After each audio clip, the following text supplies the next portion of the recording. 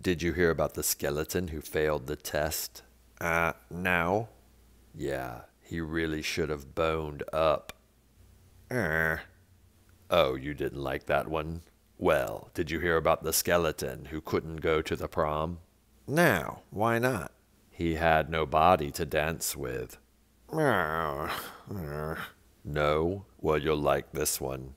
A skeleton walks into a bar and says, "Give me a beer and a mop." Ha! Get it? A beer and a mop. Ha! You are so annoying. It's really hard to annoy a skeleton Why? because nothing gets under their skin. You realize I'm not a skeleton, right?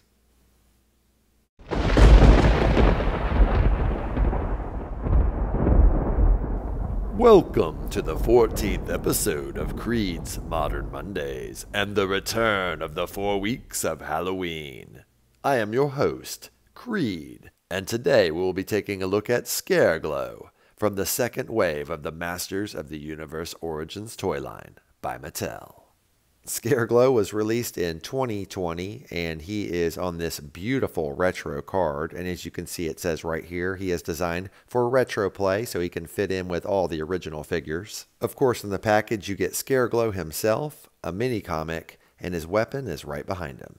But maybe the most important thing about Scareglow is that he does, in fact, glow in the dark, which is an amazing, underused, and underappreciated feature in the world of action figures.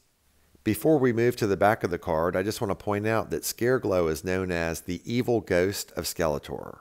Now, this always confused me as a kid. I didn't understand if he was Skeletor's ghost, as in Skeletor died, or if he was a ghostly henchman of Skeletor, hence the evil ghost of Skeletor. It turns out the latter is true, and that Skeletor indeed is still alive, and that Scareglow is just a ghostly henchman who works for him. Here on the back of the card, you can see this fantastic artwork of Scareglow jumping in and surprising Prince Adam and Clamp Champ. All the artwork on the Origins line has been spectacular, and this is no exception. Right here it shows how to make Scareglow glow by putting him in the lights, and also you can see a few other figures in Wave 2. But now it's time to cut away the meat and get down to the bone of this action figure. I use an X-Acto knife because I like to cut the package open rather than tear it, because that way you can usually display it afterwards if you really want to. Now that we have his comic and weapon out of the way, we can go ahead and slide him out of the package. Let's go ahead and get him off of this tray, and there you have him, Scareglow. Of the vintage line, Scareglow is one of the rarest and most expensive to collect, and that's why I'm really glad they brought this version out, because I don't have a spare $150 to $350 to drop on a vintage one. And while I'd still love to have the vintage one in my collection one day, the Origins one slots in nicely for now and has the amazing posability and articulation. As we get closer in on Scareglow, you can see that he's not super detailed, but he still looks very classic, like the original figure.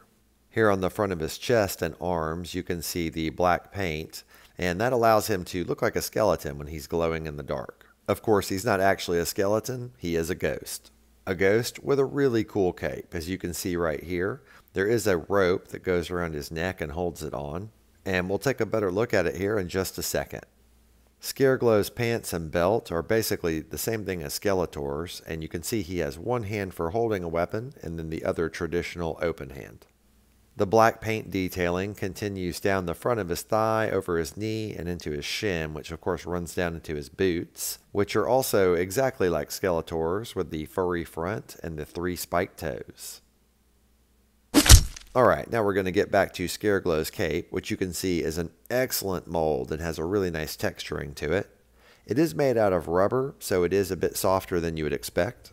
You can pop Scareglow's head off and remove it, so we're going to go ahead and take a look at it now off of the figure. This gives you a better look at the collar and the way the rope looks that goes around his neck, not to mention the fact that even though it's rigid, it is actually quite flexible. And here's Scareglow without the cape on. You can see how much detail it adds to him, and it also hides the fact that there is no paint detailing on his back.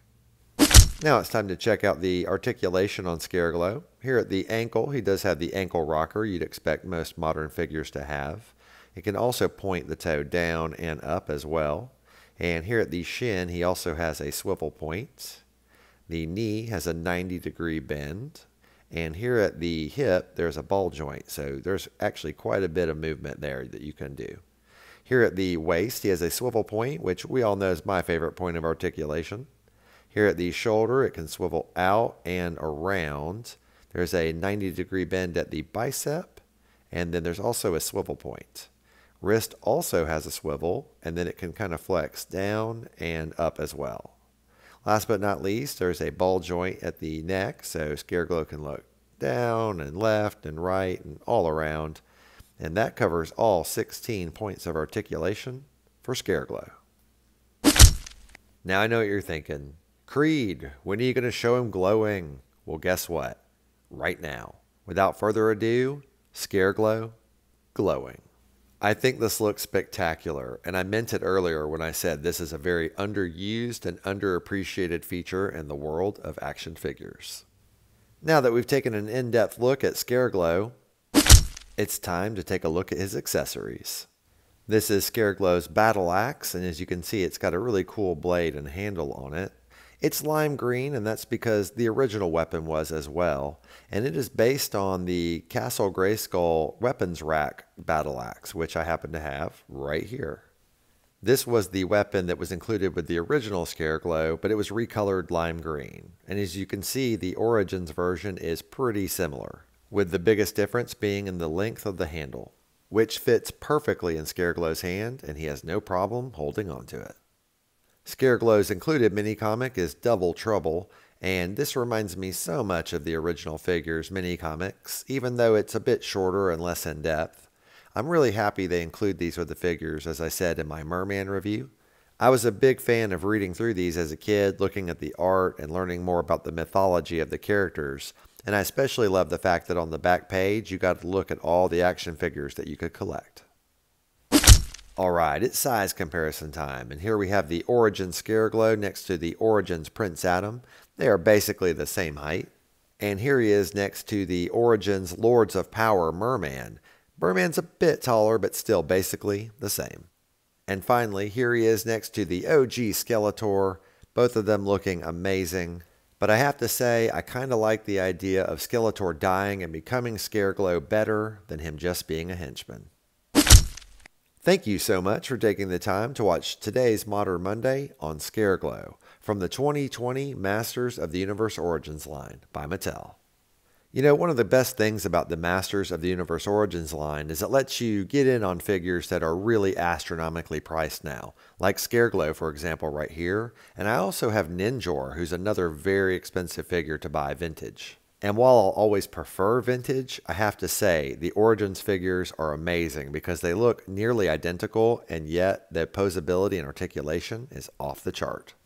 I hope you enjoyed the video, and if you did, please leave me a like and throw me out a comment. You know I love reading and responding to them. And if you haven't already, I can't understand why, but just go ahead and hit that subscribe button. It's free. It doesn't cost you anything, and it'll make my day. It'll put a big old smile on my face. This wraps up the 3rd episode of The Return of the 4 Weeks of Halloween. But fear not, mortal. The 4th episode will be this Wednesday on Creed's Collection, where we take a look at a spooky vintage toy. I hope you will join us. We'll all be dying to see you.